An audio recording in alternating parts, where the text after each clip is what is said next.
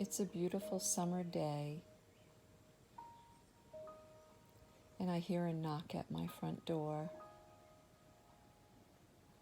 My neighbor came to ask me if I'd like to go through his garden and pick some fresh vegetables. I smile and I'm so excited because there's nothing better than fresh vegetables from a garden, and to be able to pick them myself makes it even better. I tell him I'll be over in a few minutes. I grab a little basket. I put my baseball cap on, and I can't wait to get my hands on some of those fresh, wonderful vegetables from his garden. It's a warm day. I step outside and there's a beautiful breeze. And someone must be making breakfast because I can smell some toast and bacon wafting in the air.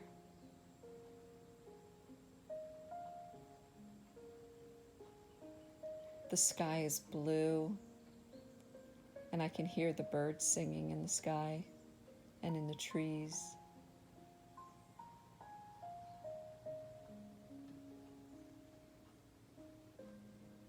I walk down our dirt pathway, and I can hear the crunching of the sand and stones beneath my flip-flops. I love summer. The warmth and brightness of the sun, the sound of the birds and the cool and warm breezes, the summer rains, and just being able to wear shorts and t-shirts outside without having to cover all up with jackets and hats and scarves and gloves.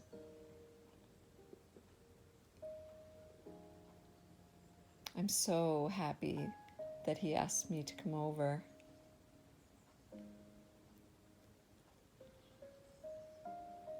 I walk down our driveway and take a left onto the dirt road. I walk into his yard and through the grass, and I can feel the grass tickling my toes.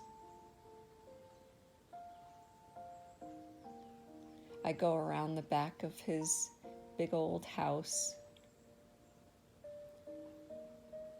and I see the wooden rickety fence around his garden.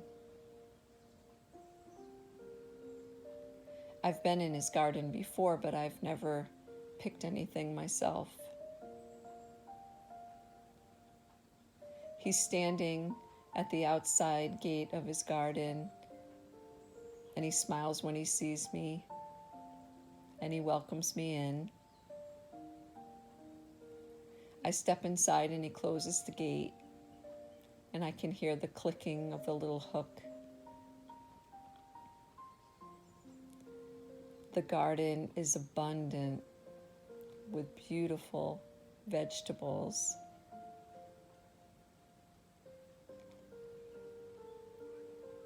I see vines full of long green beans. I see cucumbers laying on the ground with yellow flowers. I see zucchini, butternut squash, shaped like a yellow bell.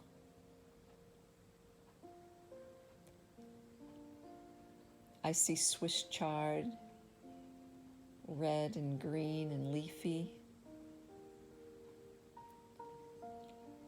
Smooth purple eggplants laying on the ground.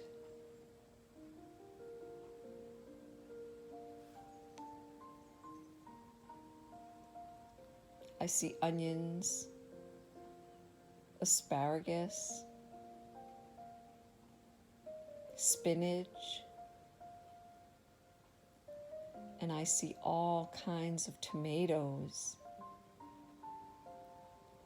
Big, huge, juicy beefsteak tomatoes that look too heavy to even be still on the vine.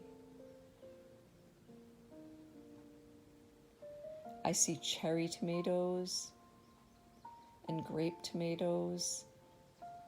Some are still green, but most are red and ripe and shiny and look amazing.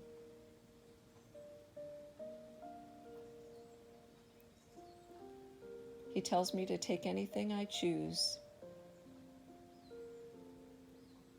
So I walk around the garden and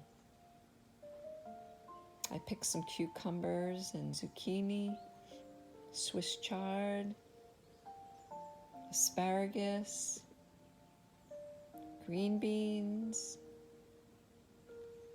butternut squash, and last but not least, I choose some tomatoes. I choose a big beefsteak tomato for sandwiches, some cherry tomatoes and some grape tomatoes. And they all smell so wonderful in my basket. My little wicker basket is pretty full now, so I think I've gotten enough. I smile and I thank my neighbor, and I feel so grateful. He laughs and says, "Anytime, there's plenty here."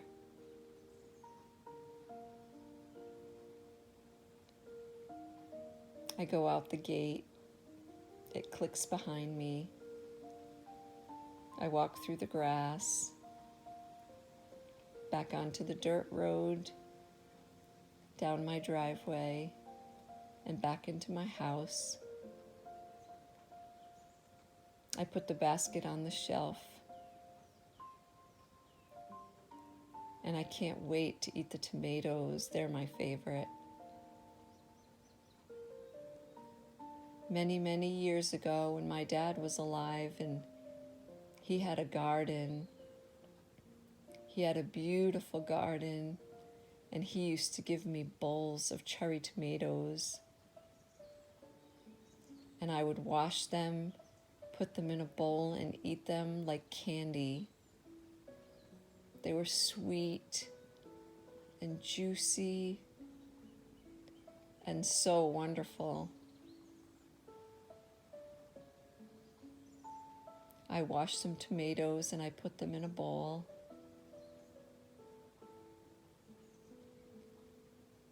I picked the little green stems off and I plop one into my mouth. It squirts and I laugh, and it fills my mouth with juicy, sweet tomato. It's still warm from being outside in the sun, but that's just the way I like them. I appreciate so much these simple things in life, gifts from the Lord, as far as I'm concerned. And I just feel so blessed.